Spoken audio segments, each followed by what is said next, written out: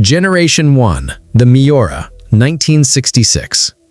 You start at the beginning. Not because it's the cheapest option, it isn't, not even close, but because you made a decision early on that if you were going to do this properly, you were going to do it in order. The Miura cost you more than you expected and less than it would cost anyone buying it today. You found it through a private seller in northern Italy, a man who inherited it from his father, who bought it new in 1968 and drove it exactly 4 times before deciding the roads near his home were not worthy of it.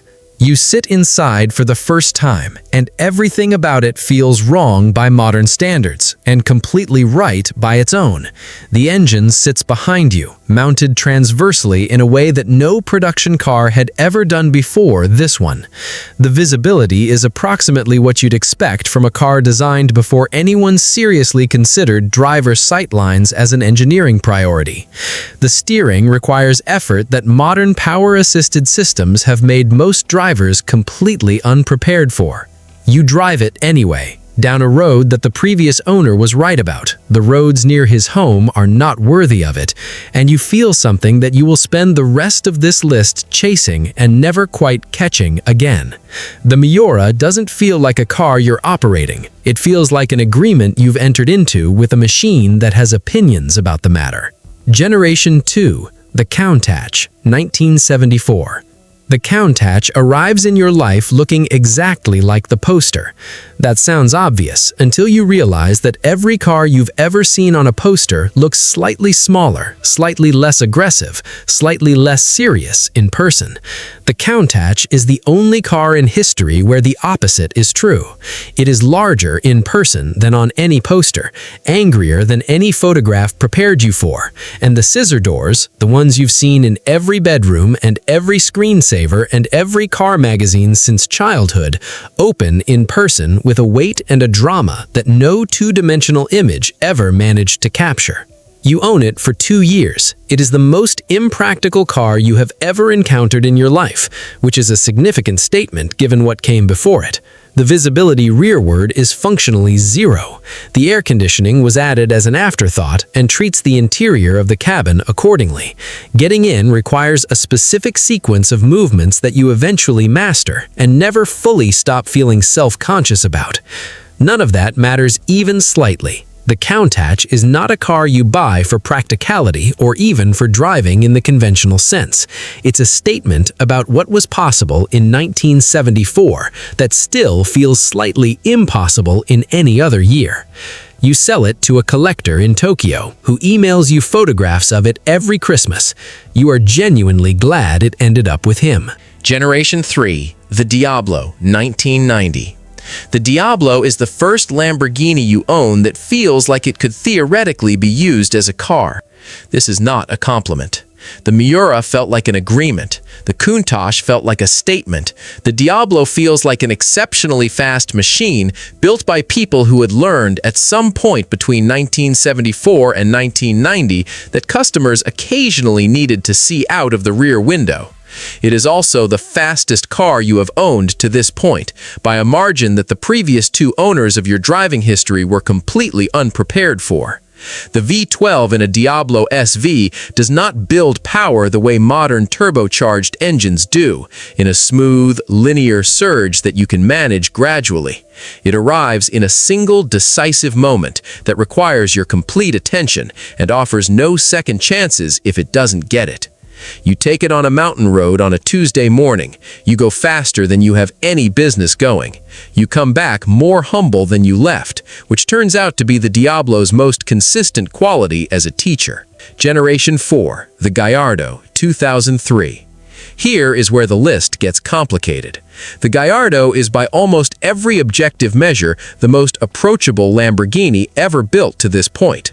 All-wheel drive, a V10 that makes power smoothly instead of violently, a cabin that could be called, with some generosity, comfortable. A car you can take to a track day without spending 3 days mentally preparing yourself for the experience.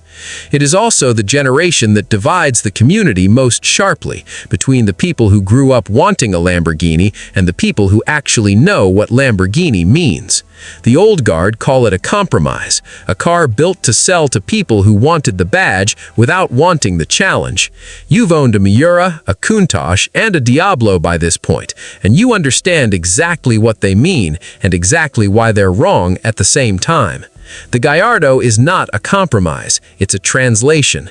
It takes everything the three cars before it were trying to say about speed and drama and theater and translates it into a language that more people can speak without the learning curve costing them a car. You drive it on a Tuesday morning, the same mountain road as the Diablo, and you go faster. The Gallardo lets you go faster than the Diablo did because it carries you, holds you, trusts you with more than the Diablo ever would. Whether that's progress depends entirely on what you think the point was. Generation 5, the Huracán, 2014. The Huracán is the Gallardo refined to the point where the refinement becomes its own statement.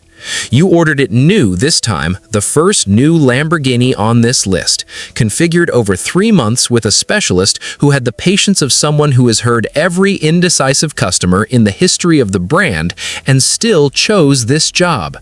You chose a green that exists somewhere between the colors of jealousy and obsession, which feels appropriate for a car that has consumed the better part of a decade of your financial decisions.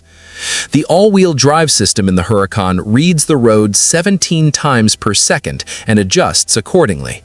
The carbon ceramic brakes stop the car from 200 kilometers per hour with a finality that the previous 4 generations would find genuinely startling. The interior smells like money and intention, and the specific kind of careful thought that only goes into objects that take 2 years to build and 3 months to configure. You take it to a track for the first time, and the instructor who has been hired to show you the limits looks at your lap times on his tablet and says nothing for a moment that lasts slightly too long. Then he says, "You've done this before." He means the track. You mean the entire list. Generation 6, the Revuelto, 2023. The Revuelto is the first Lamborghini in history with a hybrid powertrain, and the first time you drove it, you understood something you hadn't fully processed across all 5 previous generations. Every Lamborghini on this list was the most powerful thing its era could produce. The Miura was the fastest production car in the world in 1966.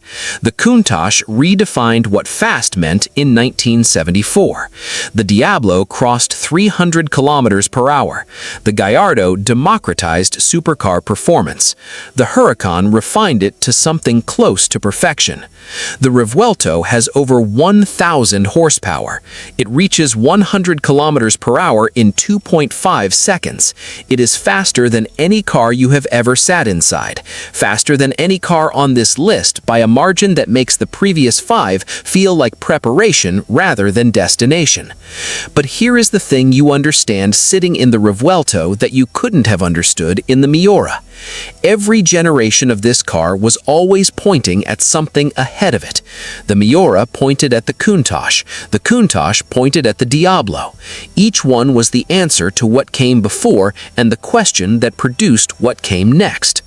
The Revuelto doesn't feel like the answer. It feels like a question so large that nobody has built the answer yet. You sit in it and you think about the man in northern Italy whose father drove the Miura 4 times and decided the roads weren't worthy of it. You think he was wrong. Every road is worthy of it. The problem was never the roads. Most people who dream about owning a Lamborghini pick one. The ones who buy every generation in order eventually find out something the ones who pick one never do. The car was never the destination. The car was always the question, and the question never stops.